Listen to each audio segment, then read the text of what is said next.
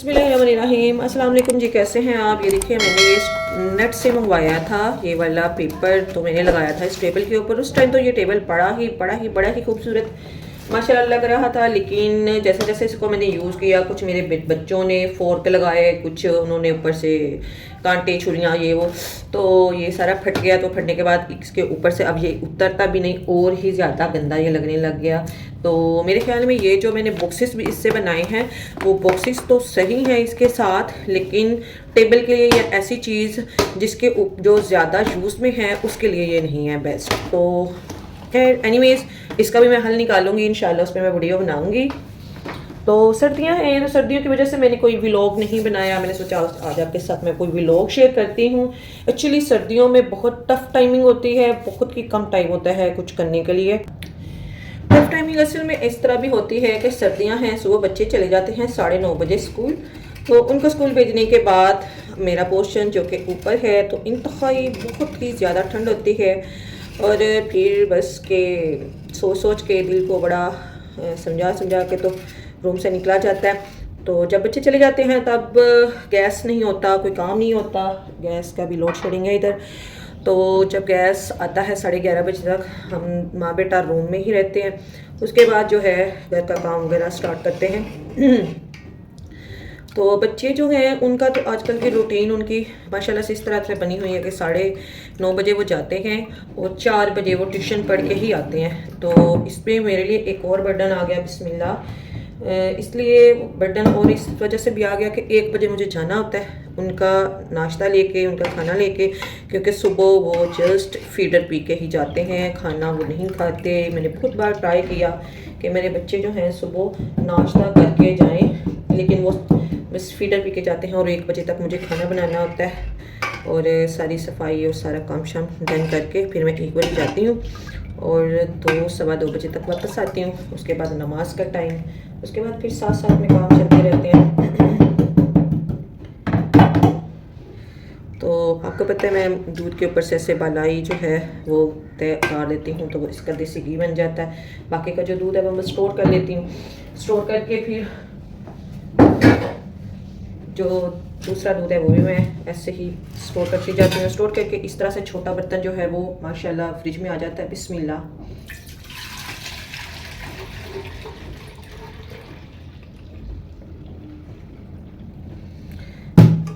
बड़े बर्तन जो है फ्रिज में नहीं रखने चाहिए, हमेशा छोटे बर्तन जो है उसके अंदर दूध आप डालें और उसके अंदर ही आप स्टोर करें और उसके अंदर ही आप रखें। और ये जो दूध जब हम लगाते हैं तो ये नीचे वाली जो लग जाती है इसको भी वेस्ट नहीं करना चाहिए, क्योंकि वेस्ट करने वाला बंदा बिल्कुल भी अल्लाह को पसंद नहीं है। तो क्या करें, इसको भी उतार लें और जो मैं वाला इकट्ठी कर रही हूँ उसी के अंदर मैं उसको ऐड कर दूँगी। इसके अंदर से घी निकल आएगा।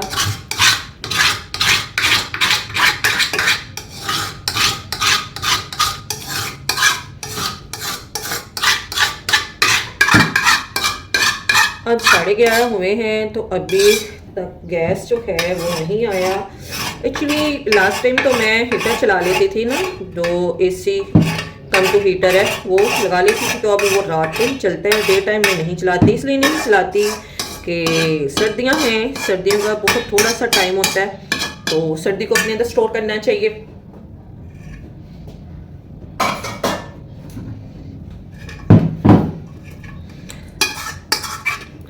इसको अच्छी तरह से जो है ना डाल लेती हूँ। और अब मैं साथ में लगी हूँ कुकिंग करने, अपने बच्चों के लिए नाश्ता तैयार करने। मैंने सोचा मैं साथ साथ में आपके साथ चीज़ें शेयर करूँ जी। तो मैं बनाने लगी हूँ आलू मटन का सालन। तो मैंने चूल्हे पे रख दी है सब्ज़ी, ताकि जो हंडिया है वो भी साथ साथ में होती रहे। बिस्मिल्लाह। एक्चुअली ये जो मटन है वो ला के तो अच्छी तरह से उसको साफ़ करके उसकी पोटलियाँ बना के फ्रिज में रख दी जाती हैं शॉपर के अंदर। तो जब ज़रूरत पड़े तो इसको खोलने की भी ज़रूरत नहीं होती, आप यानी ऐसे ही उठाना है और इसके अंदर मसाले डाल दें और बस इसको बंद करके रख दें। जी, तो मैं क्या करती हूँ, मोस्टली ऐसे होता है कि जो जिनके बच्चे छोटे हों, गैस तो आपको पता है गैस का प्रॉब्लम चल रहा है, तो क्या करें, ओवन में अगर आपके पास ओवन मौजूद है तो फिर आप इसे थोड़ा सा पानी इसके अंदर डालें बोतल के अंदर, क्योंकि धोए बगैर, बोतल को वॉश किए बगैर दूध बिल्कुल भी नहीं देना। और इसको आपने आधा मिनट लगाना, आधे मिनट के अंदर ये पानी हो जाएगा गर्म और इससे आपने फीडर को वॉश कर लेना है। ओवन से निकालने के बाद आप इसके अंदर डिश वॉश जो है लिक्विड वो ऐड कर लें। अगर आपके पास वो नहीं है तो आप थोड़ा सा सरफ ही ऐड कर लें और इसको आप शेक करें। ऐसे दिखेगा बड़ा ही कमाल का नीट क्लीन जो है ना फीडर 2 मिनट के अंदर अंदर नीट हो जाता है। और बाकी का आपने क्या करना है, फीडर वॉश करने वाला जो ब्रश है वो इतनी अच्छे से सफाई नहीं करता जितना आपका टूथपेस्ट का एक वेस्ट ब्रश है ना, वो जितने अच्छे से ये सफाई करेगा। ये देखें कोने खुदरों से सारे का सारा टोटल जो है ये साफ कर देता है। और अक्सर ये मामला आता है कि बच्चे दूध पीते हैं तो दूध गिरना स्टार्ट हो जाता है या फिर निप्पल अंदर चला जाता है। उसके लिए ये वाली जो उसके अंदर उन्होंने दी होती है, आप लाजमी इसको यूज़ करें। ये जाली जब यूज़ नहीं करते तो निप्पल अंदर की तरफ चला जाता है और बड़ा प्रॉब्लम होता है। बच्चों के अक्सर कपड़े सारे जो हैं तो ख़राब हो जाते हैं।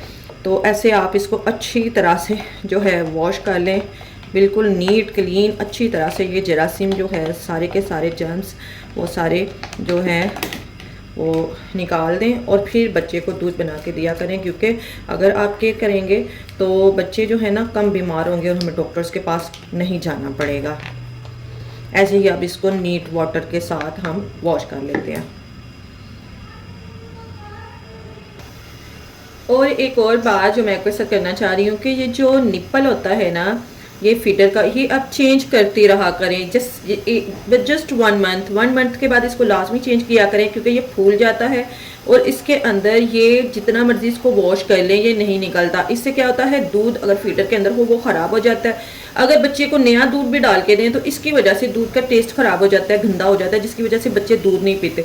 तो बच्चों के बीमार होने में भी ना ये बड़ा ही ज़्यादा असर रखता है। तो आप इसको 1 माह के अंदर 15 डेज़ के अंदर, जैसे कि आप देखेंगे ये बस फूल गया है और इसके अंदर से ये खुरचने से भी नहीं उतरा, तो आप इसको चेंज कर लिया करें। फीडर नीट क्लीन वैसे ही रहता है, लेकिन ये जो है ना निप्पल आपको चेंज करना होता है।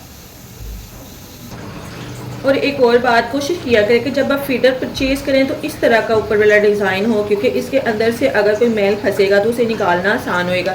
और इस तरह का अगर डिज़ाइन होगा तो आपको नज़र आ रहा होगा कि ये जो है ये अंदर से निकालना, इसका मेल जो है वो फंस जाए तो इसका निकालना बहुत मुश्किल होता है, इवन निकलता ही नहीं। इसके अंदर ब्रश के अंदर भी जितना भी साफ़ कर लें तो कोशिश किया करें कि वो वाली चीज़ जो कम डिज़ाइन में हो वो ज़्यादा यूनिक भी होती है और इजी भी होती है साफ़ करने में। जी, तो एक बात आप अपने बच्चों को भी सिखाएं, बेटियों को भी लाजमी ये चीज़ें सिखाएं कि जब भी वो वर्क करें ना, जब भी हम कोई भी चीज़ सब्ज़ी बनाएं या कुछ भी हम करें तो ये नहीं कि वो काउंटर के ऊपर ही ऐसे गन डालती जाएं बस ऐसे ही। इस तरह ये नॉन मैनर्स में आता है। जो बेस्ट तरीका है वो मैं आपको बताती हूँ, और ये नहीं कि वो ऐसे ही कोई भी सब्ज़ी है कुछ भी चीज़ है तो वो ऐसे ही उठा के इसके अंदर रख लें और फिर बस ऐसे स्टार्ट हो जाए, तो ये बिल्कुल भी एक गलत तरीका है। इसका नुकसान ये होगा कि एक तो ये नॉन मैनर्स में आएगा, दूसरा जब आप ऐसे कूड़ा उठाएंगे तो कुछ क्या होगा, सारे के सारा कूड़ा नहीं उठाया जाएगा, कुछ नीचे गिर जाएगा और नीचे गिरने से देखिए फिर नीचे फर्श जो है वो दोबारा से गंदा हो जाएगा। तो इसका बेस्ट तरीका ये है, बेस्ट तरीका ये है कि आप कोई भी सब्ज़ी जो भी आपने बनानी है उसके मुताबिक जितनी आपकी सब्ज़ी है आप कोई भी जो है बास्केट लें जिसके अंदर आपने सब्ज़ी रखी हो। ये एक गुड मैनर्स में आता है। और जो कूड़ा है वो आपने काउंटर के ऊपर ही स्टार्ट नहीं हो जाना, काउंटर के लिए एक अलग से कोई भी आपके घर में जो थोड़ी सी टूटी हो या वैसे ही कोई वेस्ट हो बास्केट, वो इसी काम के लिए रख लेनी है। आपके बच्चे अगर कुछ चीज़ खाते हैं तो उनसे कहें बेटा ये लें, और साथ में ट्रैश जो है सारा वो इसी के अंदर आपने रखना है, तो ये गुड मैनर्स में आएगा। और बच्चियाँ जब अपने घर में जाएंगी, ससुराल में जाएंगी तो उनकी इज्जत होगी और उनको बातें नहीं सुननी पड़ेंगी, नहीं तो ससुराल वाले बातें कर करके उनकी मत मार देंगे। दूसरा एक और बात मैं आपके साथ शेयर करना चाह रही हूँ कि ये देखिए जब हम मूंगफली खाते हैं ना तो मूंगफली का एक छोटा सा बारीक सा भी होता है ये ऐसे का, और बहुत सी ऐसी चीज़ें होती हैं जिनका बारीक छिलका होता है, तो जिसके लिए ये टोकरी जो है वो मुनासिब नहीं है।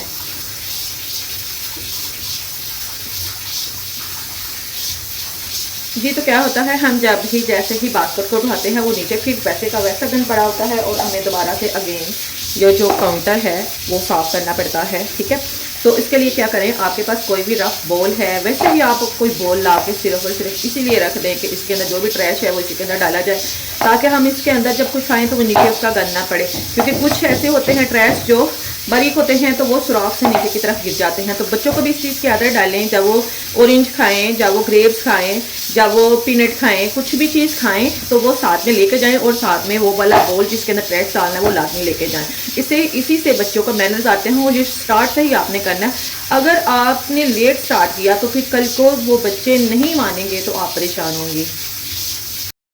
ये तो कभी कभी ऐसे होता है, इंसान का ध्यान नहीं रहता, इंसान गलतियों का पुतला है, कभी सिंह में नहीं रहता तो जो हंडिया है ना वो नीचे लग जाती है। जैसे और मेरे साथ ये मिस्टेक हुई, तो हमने क्या करना है, उसी के अंदर उसको बनाना नहीं स्टार्ट कर देना, क्योंकि वो जो जला हुआ है वो उसके अंदर मिक्स हो जाएगा और वो एक बड़ी गंदी स्मेल देगा। क्या करेंगे, जो ऊपर से सारा सालन उतार के तो उसे हम दूसरी हंडिया में शिफ्ट कर लेंगे।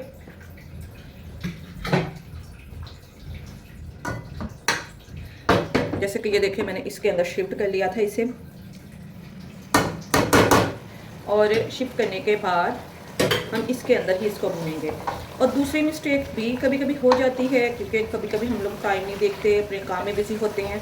तो क्या होता है कि जो गोश्त है, स्पेशली गोश्त के साथ ये मसला आता है कि वो इतना ज़्यादा गल जाता है, इतना ज़्यादा पक जाता है कि जब इसके अंदर मैं आलू डालूंगी तो फिर ये ज़्यादा टाइम लेगा और फिर ये और ज़्यादा पक जाएगा, जबकि इतना ही जो है ना अभी तक सेट है। ये देखिए बहुत ज़्यादा सही से है।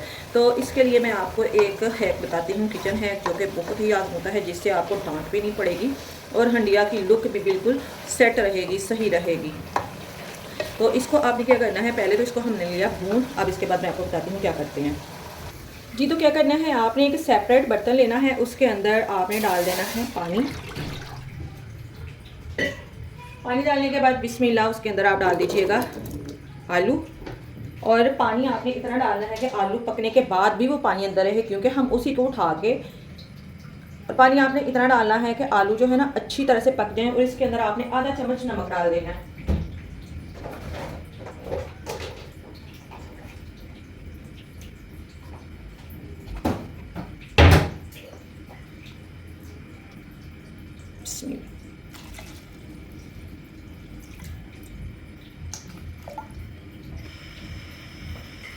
और मैं इसको ऊपर से डाल देती हूँ जब तक ये पक नहीं जाते जी। तो आप देख सकते हैं आलू जो हैं वो तो पक चुके हैं। अब इनको क्या करना है, आपने चेक कर लेना है कि आलू पक गए। तो मैंने चेक कर लिया है इनको। अब हम इसको उठा लेंगे।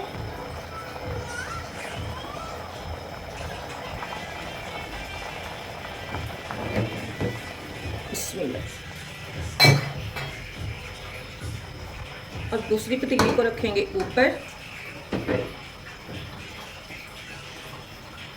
वही पानी आपने उतारना नहीं, आपने उसी के अंदर इसको ऐड कर देना। बिस्मिल्लाह